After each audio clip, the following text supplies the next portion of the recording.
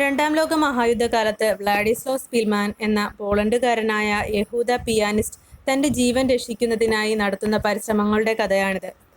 യഹൂദരുടെ ശത്രുക്കളായിരുന്ന ജർമ്മൻ പട്ടാളത്തിലെ ഒരു ഓഫീസർ തന്നെ പലവിധത്തിൽ സഹായിക്കുന്നതും യുദ്ധത്തിൻ്റെ അവസാനം സ്വതന്ത്രനായി തൻ്റെ നാടിൻ്റെ തെരുവീഥികളിൽ നടക്കുന്നതുമായ ഓർമ്മകൾ ഇൻ ദി അറ്റിക് എന്ന ഈ കഥയിൽ സ്പിൽമാൻ പങ്കുവയ്ക്കുന്നു.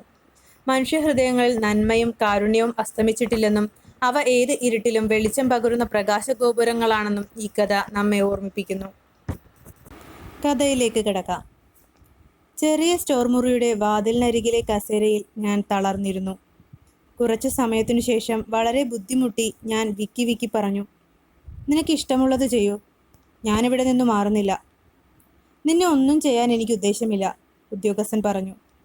തുടർന്ന് അദ്ദേഹം എന്നോട് ചോദിച്ചു, "ഉപജീവനത്തിനായി നിങ്ങൾ എന്ത് ചെയ്യുന്നു?" "ഞാനൊരു പിയാനിസ്റ്റാണ്." അദ്ദേഹം എന്നെ കൂടുതൽ സൂക്ഷ്മമായി നോക്കി. പിന്നെ അദ്ദേഹത്തിൻ്റെ നോട്ടം മറ്റൊരു മുറിയിലേക്കുള്ള വാതിലിലേക്കെത്തി. ഒരു ആശയം അദ്ദേഹത്തിന് തോന്നിയതുപോലെ. "എൻ്റെ കൂടെ വരൂ." "വരുമോ?" ഭിത്തിയോട് ചേർന്ന് ഒരു പിയാനോ വെച്ചിരുന്ന അടുത്ത മുറിയിലേക്ക് ഞങ്ങൾ പോയി.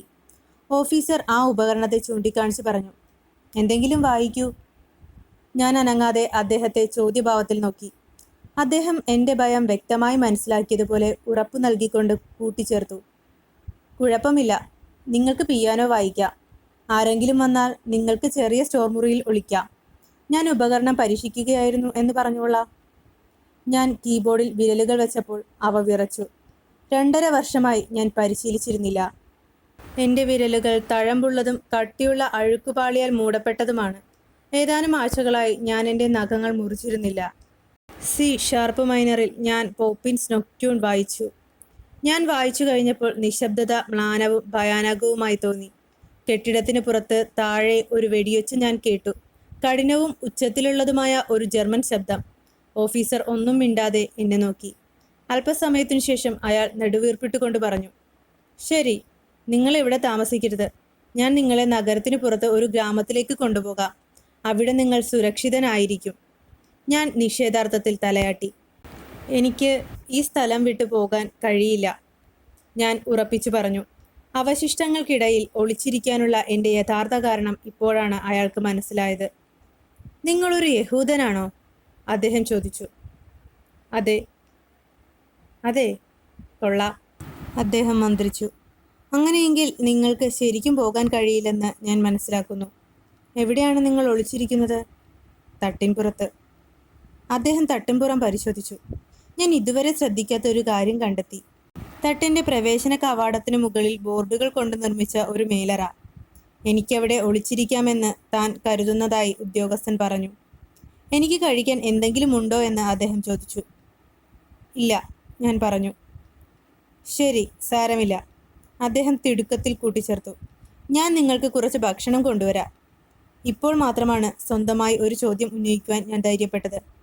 "താങ്കളൊരു ജർമ്മൻകാരനാണോ?"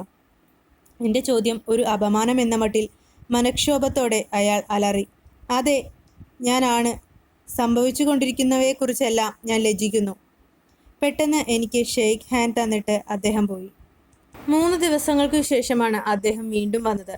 വൈകുന്നേരം നല്ല ഇരുട്ടായിരുന്നപ്പോൾ എൻ്റെ തട്ടിലെ മുറിയുടെ താഴെ ഒരു മന്ത്രണം ഞാൻ കേട്ടു. "ഹലോ, നിങ്ങൾ അവിടെയുണ്ടോ?" "ഉണ്ട്, ഞാനിവിടെയുണ്ട്," ഞാൻ മറുപടി പറഞ്ഞു. പെട്ടെന്ന് ഭാരമുള്ള എന്തോ എൻ്റെ സമീപത്ത് വന്നു വീണു. പേപ്പറിൽ പൊതിഞ്ഞ് എനിക്ക് കുറച്ച് റൊട്ടി, മൃദുവായ എന്തോന്നു. അത് പിന്നീട് ഗ്രീസ് പ്രൂഫ് പേപ്പറിൽ പൊതിഞ്ഞ ജാം ആണെന്ന് മനസ്സിലായി. ഞാൻ പെട്ടെന്ന് പൊതി ഒരു വശത്തേക്ക് ഇട്ടിട്ട് വിളിച്ചു, "ഒരു നിമിഷം നിൽക്കണേ." ഇരുട്ടിൽ ആ ശബ്ദം അക്ഷമ പൂണ്ടു. "അതെന്തിനാണ്?" "വേഗം വരൂ, ഞാൻ ഇങ്ങോട്ട് വരുന്നത് കാവൽക്കാർ കണ്ടു." "എനിക്ക് അധിക സമയം നിൽക്കാനാവില്ല. ഏതാനും ആഴ്ചകൾ കൂടി പിടിച്ചു നിൽക്കൂ. എത്ര വൈകിയാലും വസന്തമാകുമ്പോഴേക്കും യുദ്ധം അവസാനിക്കും." ശബ്ദം നിലച്ചു. ഓഫീസർ അവിടെയുണ്ടോ അതോ പോയോ എന്നൊന്നും എനിക്കറിയില്ല. എന്നാൽ പെട്ടെന്ന് അയാൾ വീണ്ടും സംസാരിച്ചു. "നിങ്ങൾ പിടിച്ചു നിൽക്കണം. നിങ്ങൾ കേൾക്കുന്നുണ്ടോ?" ഒരു ഉത്തരവ് പുറപ്പെടുവിക്കുന്നത് പോലെ കർക്കശമായ ശബ്ദത്തിൽ. യുദ്ധം നമുക്ക് ശുഭകരമായ വിധം അവസാനിക്കുമെന്ന അദ്ദേഹത്തിൻ്റെ അചഞ്ചലമായ വിശ്വാസം എന്നെ ബോധ്യപ്പെടുത്തി. അപ്പോഴാണ് തട്ടിൻ്റെ വാതിൽ അടയുന്ന ശാന്തമായ ശബ്ദം ഞാൻ കേട്ടത്. വിരസമായ നിരാശാജനകമായ ആഴ്ചകൾ കടന്നുപോയി. പീരങ്കി വെടിയൊച്ചകൾ കുറഞ്ഞു വന്നു. ഒരു വെടിയൊച്ച കൊണ്ടുപോലും നിശബ്ദത ഭഞ്ചിക്കപ്പെടാത്ത ദിവസങ്ങളുണ്ടായിരുന്നു. പട്ടാളക്കാർ പടികൾ കയറുകയും ഇറങ്ങുകയും ചെയ്തിരുന്നു. ഇടയ്ക്കിടെ വലിയ പൊതികൾ തട്ടിലേക്ക് കൊണ്ടുവരികയും മറ്റു ചിലത് താഴേക്ക് ഇറക്കുകയും ചെയ്തുകൊണ്ടിരുന്നു. എന്നാൽ എൻ്റെ ഒളിത്താവളം നന്നായി തിരഞ്ഞെടുത്തതായിരുന്നു. തട്ടിൽ തിരയുന്നതിനെക്കുറിച്ച് ആരും ഒരിക്കലും ചിന്തിച്ചില്ല. ഡിസംബർ 12-നാണ് ഉദ്യോഗസ്ഥൻ അവസാനമായി വന്നത്. അദ്ദേഹം എനിക്ക് ഒരു വലിയ റൊട്ടിയും ചൂടുള്ള ഒരു തൂവൽ മെത്തയും കൊണ്ടുവന്നു. തൻ്റെ നിയുക്ത സൈന്യവുമായി താൻ വാഴ്സോ വിടുകയാണെന്ന് അദ്ദേഹം എന്നോട് പറഞ്ഞു. ഒരു കാരണവശാലും നഷ്ടധൈര്യനാകരുതെന്നും അദ്ദേഹം പറഞ്ഞു. എന്നാൽ തെരുവ് യുദ്ധത്തെ ഞാൻ എങ്ങനെ അതിജീവിക്കും? ഞാൻ ആകാംക്ഷയോട് ചോദിച്ചു. അദ്ദേഹം മറുപടി പറഞ്ഞു, ഞാനും നിങ്ങളും ഈ നരകയാതന 5 വർഷത്തിലേറെയായി അതിജീവിച്ചെങ്കിൽ നമ്മൾ ജീവിക്കണം എന്നത് നിസ്സംശയം ദൈവത്തിൻ്റെ ഇഷ്ടമാണ്. ഞങ്ങൾ ഇതിനോടകം യാത്ര പറഞ്ഞു കഴിഞ്ഞിരുന്നു. അവസാന നിമിഷത്തിൽ എനിക്ക് ഒരാശയം തോന്നിയപ്പോഴേക്കും അദ്ദേഹം പോകാനൊരുങ്ങുകയായിരുന്നു. അദ്ദേഹത്തോട് എൻ്റെ നന്ദി കാണിക്കാനുള്ള ഒരു മാർഗത്തിനായി ഞാൻ വളരെ കാലമായി തലപുകഞ്ഞ് ആലോചിക്കുന്നുണ്ടായിരുന്നു. ഒന്ന് ശ്രദ്ധിക്കൂ, ഞാൻ അദ്ദേഹത്തിൻ്റെ കരം പിടിച്ച് അടിയന്തിരമായി സംസാരിച്ചു തുടങ്ങി. ഞാൻ ഒരിക്കലും എൻ്റെ പേര് താങ്കളോട് പറഞ്ഞിട്ടില്ല. താങ്കൾ എന്നോട് ചോദിച്ചിട്ടുമില്ല. പക്ഷേ താങ്കൾ അത് ഓർക്കണമെന്ന് ഞാൻ ആഗ്രഹിക്കുന്നു. എന്താണ് സംഭവിക്കുക എന്ന് ആർക്കറിയാം? താങ്കൾക്ക് വീട്ടിലേക്ക് പോകാൻ ദീർഘദൂരമുണ്ട്. ഞാൻ യുദ്ധം അതിജീവിക്കുകയാണെങ്കിൽ പോളിഷ് റേഡിയോയിൽ വീണ്ടും പ്രവർത്തിക്കും. യുദ്ധത്തിനു മുൻപ് ഞാൻ അവിടെ ഉണ്ടായിരുന്നു. നിങ്ങൾക്ക് എന്തെങ്കിലും സംഭവിച്ചാൽ എനിക്ക് നിങ്ങളെ ഏതെങ്കിലും വിധത്തിൽ സഹായിക്കാൻ കഴിയുമെങ്കിൽ എൻ്റെ പേര് ഓർക്കുക. Spillman, polish radio. പകുതി ലജ്ജ കലർന്ന അമ്പരപ്പോടെ അദ്ദേഹം പതിവ് പോലെ പുഞ്ചിരിച്ചു. പക്ഷേ അദ്ദേഹത്തെ സഹായിക്കുവാനുള്ള എൻ്റെ നിഷ്കളങ്കമായ ആഗ്രഹത്താൽ ഞാൻ അദ്ദേഹത്തിന് സന്തോഷം നൽകിയതായി എനിക്ക് തോന്നി. ഡിസംബർ പകുതിയോടെ ആദ്യത്തെ കഠിന ശൈത്യം വന്നു ചേർന്നു. ക്രിസ്മസ് ആഗതമായി. അതിനുശേഷം 1945-ലെ പുതുവത്സരം. യുദ്ധകാലത്തെ 6ാമത്തെ ക്രിസ്മസും പുതുവത്സരാഘോഷങ്ങളും എനിക്കറിയാവുന്നതിൽ ഏറ്റവും മോശമായിരുന്നു. ശക്തമായ കാറ്റ് വീശുന്നത് ശ്രദ്ധിച്ചുകൊണ്ട് ഞാൻ ഇരുട്ടിൽ കിടന്നു. തട്ടിൻപുറത്ത് അങ്ങോട്ടും ഇങ്ങോട്ടും ഓടി നടക്കുന്ന എലികളുടെ കരച്ചിലും കലപില ശബ്ദവും ഞാൻ കേട്ടു. യുദ്ധകാലത്തും അതിനു മുൻപും ഉണ്ടായിരുന്ന ഓരോ ക്രിസ്മസിനെ കുറിച്ചും ഞാൻ ഓർമ്മിച്ചു. എനിക്ക് വീടും മാതാപിതാക്കളും 2 സഹോദരിമാരും ഒരു സഹോദരനും ഉണ്ടായിരുന്നത് ഓർമ്മിച്ചു. പിന്നീട് സ്വന്തമെന്ന് പറയുവാൻ ഒരു വീടില്ലായിരുന്നു. പക്ഷേ ഞങ്ങൾ ഒരുമിച്ചായിരുന്നു. പിന്നീട് ഞാൻ തനിച്ചായി. പക്ഷെ മറ്റുള്ളവരാൽ ചുറ്റപ്പെട്ടു. ഈ ലോകത്തിൽ മറ്റാരേക്കാളും അധികമായി ഞാൻ ഏകനായി കഴിഞ്ഞുവെന്ന് ഞാൻ കരുതി. എനിക്ക് ജീവിക്കണമെങ്കിൽ ഞാൻ ഏകനായിരിക്കണം. തീർത്തും ഏകനായിരിക്കണം. ജനുവരി 14-ന് കെട്ടിടത്തിനകത്തും പുറത്തെ തെരുവിൽ നിന്നുമുള്ള അസാധാരണമായ ശബ്ദങ്ങൾ എന്നെ ഉണർത്തി. പട്ടാളക്കാർ പടികൾ കയറിയിറങ്ങി ഓടി. അസ്വസ്ഥവും പരിഭ്രാന്തവുമായ ശബ്ദങ്ങൾ ഞാൻ കേട്ടു. ജനുവരി 15-ന് അതിരാവിലെ മുൻപ് നിശബ്ദമായിരുന്ന മുൻഭാഗത്തു നിന്ന് പീരങ്കികളുടെ ശബ്ദം ഞാൻ കേട്ടു. നിരന്തരമായ മുഴക്കത്തിൽ കെട്ടിടത്തിന്റെ നിലവും ഭിത്തിയും കുലുങ്ങി. 3 മണിക്കൂറുകൾക്ക് ശേഷം കനത്ത പീരങ്കിയൊച്ചകൾ വീണ്ടും നിലച്ചു. പക്ഷേ ഞാൻ എന്നത്തെയും പോലെ പരിഭ്രാന്തനായി. അന്ന് രാത്രി മുഴുവൻ ഞാൻ ഉറങ്ങിയില്ല. തെരുവ് യുദ്ധം ഏത് നിമിഷവും ആരംഭിക്കും. ഞാൻ കൊല്ലപ്പെടാം. രാത്രി ശാന്തമായി കടന്നുപോയി. ഏകദേശം 1 മണിയോടെ ബാക്കിയുള്ള ജർമ്മൻകാർ കെട്ടിടം വിടുന്നത് ഞാൻ കേട്ടു. നിശബ്ദത പരന്നു. കെട്ടിടത്തിന് പുറത്ത് കാവൽക്കാരുടെ കാലടി ശബ്ദം പോലും എനിക്ക് കേൾക്കാൻ കഴിഞ്ഞില്ല. അടുത്ത ദിവസം അതിരാവിലെ വരെ ഞാൻ പ്രതീക്ഷിച്ച അവസാന ശബ്ദത്തിന്റെ ഉച്ചത്തിലുള്ള പ്രതിധ്വനിയാൽ നിശബ്ദത ഭഞ്ചിക്കപ്പെട്ടില്ല. സമീപത്തെവിടെയോ സ്ഥാപിച്ചിരുന്ന റേഡിയോ ഉച്ചഭാഷണികൾ പോളിഷ് ഭാഷയിൽ ജർമ്മനിയുടെ പരാജയത്തിന്റെയും വാഴ്സോയുടെ വിമോചനത്തിന്റെയും അറിയിപ്പുകൾ പ്രേഷണം ചെയ്തു. ഒരു പോരാട്ടവുമില്ലാതെ ജർമ്മനി പിൻവാങ്ങി. പ്രഭാതം പ്രകാശം പരത്തിയപ്പോൾ തന്നെ പുറത്തേക്കിറങ്ങുവാനുള്ള എൻ്റെ ആദ്യ ഉദ്യമത്തിന് ഞാൻ അമിതാവേശത്തോടെ ഒരുങ്ങി. ഞാൻ തണുത്തു മരയ്ക്കാതിരിക്കുന്നതിന് എൻ്റെ ഓഫീസർ എനിക്ക് ഒരു ജർമ്മൻ മിലിറ്ററി ഓവർകോട്ട് നൽകിയിട്ട് പോയിരുന്നു.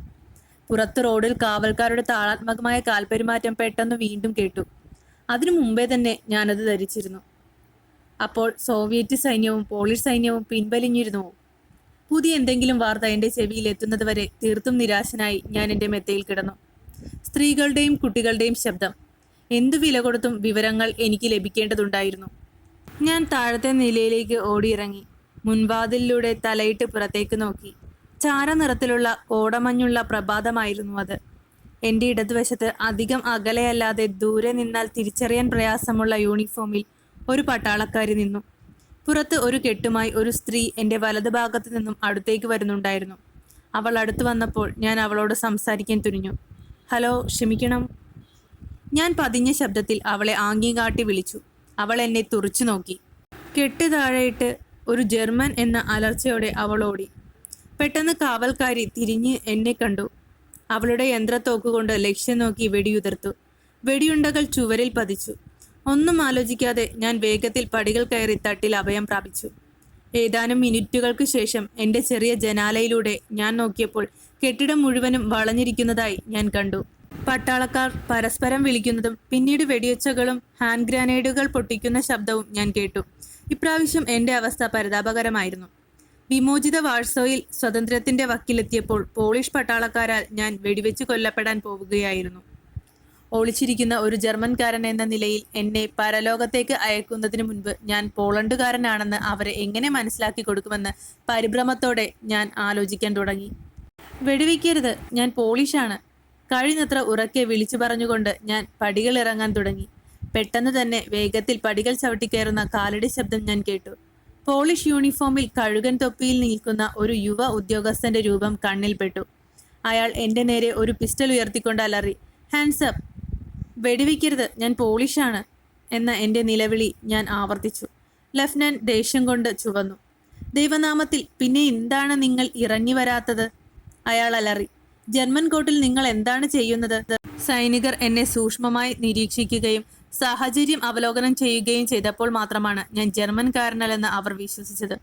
കുളിച്ച് ഭക്ഷണം കഴിക്കുന്നതിനു വേണ്ടി അവരുടെ ആസ്ഥാനത്തേക്ക് എന്നെ കൊണ്ടുപോകാൻ അപ്പോൾ അവർ തീരുമാനിച്ചു. സൈന്യത്തിന്റെ നല്ല പരിചരണത്തിൽ 2 ആഴ്ചയ്ക്ക് ശേഷം ഞാൻ വാഴ്സോയിലെ തെരുവുകളിലൂടെ ഏകദേശം 6 വർഷങ്ങൾക്കു ശേഷം ആദ്യമായി ഒരു സ്വതന്ത്ര മനുഷ്യനായി ഭയമില്ലാതെ നടന്നു. ഞാൻ നഗരത്തിന്റെ വടക്കുഭാഗത്തേക്ക് നോക്കി. ഗെട്ടോ എവിടെയായിരുന്നോ, എവിടെയാണോ 1,00,000 യഹൂദന്മാർ കൊല്ലപ്പെട്ടത്, അതിൽ യാതൊന്നും അവശേഷിക്കുന്നില്ല. നാളെ എനിക്ക് ഒരു പുതിയ ജീവിതം ആരംഭിക്കണം. മരണമല്ലാതെ മറ്റൊന്നും എൻ്റെ പിന്നിലില്ല. ഞാൻ എൻ്റെ വഴിക്ക് നീങ്ങി.